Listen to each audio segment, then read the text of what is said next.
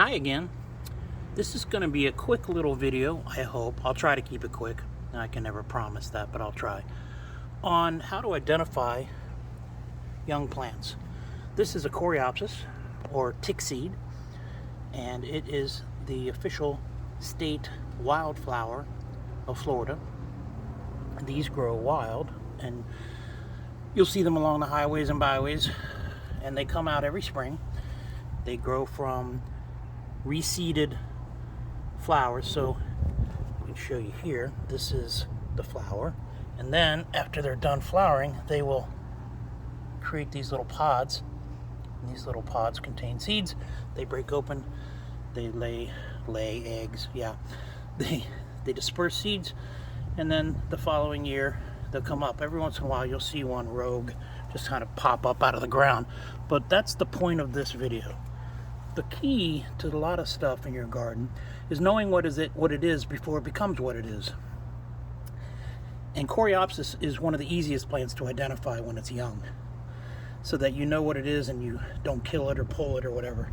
So these guys are coming out now. It's spring, so they've been here many times before, and they just sort of pop up wherever they want to. So when you see these, they have this unique little leaf pattern. So they're long and skinny little leaves, and even when they start to come out of the ground, that's what they look like. So when you see something that's young like this and you recognize it, you're like, oh yeah, that's a coreopsis, I don't want to pull that. Same goes for this salvia, which is another native Florida weed because it grows like a weed. But this salvia will grow pretty tall. It can grow tall. It'll always look for the light. Has pink flowers, white flowers, purple flowers, red flowers. You never know what you're going to get. So this is it getting ready to flower. This is something that's already flowered for a while. It grows up on these long stalks, so you can let them grow or not, but you know what they are because that's what they look like when they're young. And if you know what to look for when they're just coming out of the ground, you know whether you want to keep them or not. Now obviously, one thing making it easy is if you already have plants and you can see what they look like, and you have little plants coming up that look similar, then you know. But at least this gives you sort of an idea of what to look for, especially like for us with the coreopsis. We look forward to the coreopsis, so when we see these little guys starting to pop up out of the ground, we know, oh, it's that time. So like this is a pencil flower here. This is the pencil flower. Makes these little yellow tiny flowers on the ends. It constantly blooms, but you know, this is later on in the afternoon, so the blooms are gone, but there's little yellow blooms on the ends of this. It'll turn into a pretty good sized bush if you let it. We keep it cut back. But this is a baby pencil flower. Obviously very similar looking, but once you sort of get to know what you're looking for and what you're looking at, you know that stuff coming out of the ground is something you can either get rid of, because you'll recognize weeds right away that you don't want, and you can get rid of those, you can pull those, and then when you see stuff that you do want coming out of the ground, you can leave it alone. But if you recognize what it is when it's a baby, then it'll get a chance to grow up, and you won't inadvertently kill something that you wanted to grow but you didn't know what it was. So look at your plants when they're young, recognize them, especially in a garden like this where we just let stuff grow.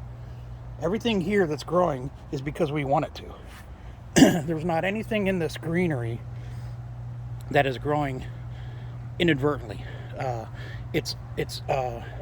We call them volunteers, of course. You know, the salvia that you see growing through stuff.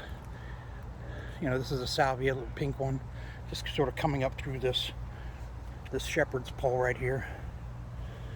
And we'll let stuff grow. That's a little scorpion tail back there. You can see by the little flowers, little scorpion tail flowers. And then we have one that decided it wanted to reseed over here.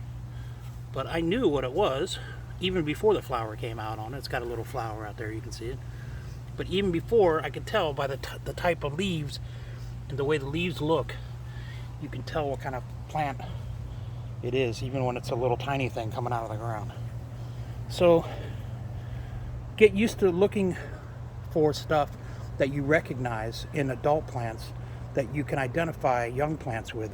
So when you have sort of an opportunistic garden like we have, where we just let stuff, obviously there's stuff here that's planted, of course, but the stuff that comes up in the spring, you know, that kind of thing that are just volunteers that we want to happen, we know what they are when they're coming up, so we don't disturb them. Or if they're in a place we don't want them, we can gingerly dig them up and put them somewhere where we want them. So especially with Coreopsis, they just disperse wherever they want. But anything you can do that with. If you see something that you like, but it's growing in the wrong spot, but you want to keep it or put it in a pot, and you recognize it as a baby, scoop it up with the dirt that's sort of covering the roots. If you can, you know, get some of the dirt that goes with it to carry some of the rhizomes, the bacteria, the good bacteria that helps it uptake nutrients and water. If you can get some of the dirt around it and then replant it, it should have a pretty good chance. You know, you got to water it. Whenever you replant something, whenever you move something, you need to water it well for at least the first week or two at least. The bigger the plant, the more and longer you have to water it. But if you can get a little dirt with the roots from where you took it from, when you put it somewhere else, it'll have a much better chance of making it. When you rip it out just, you know, by the hand and just with no dirt around it with the roots, you're giving it less of a chance to survive. So there you go. There's your tutorial for the day. Have a great one.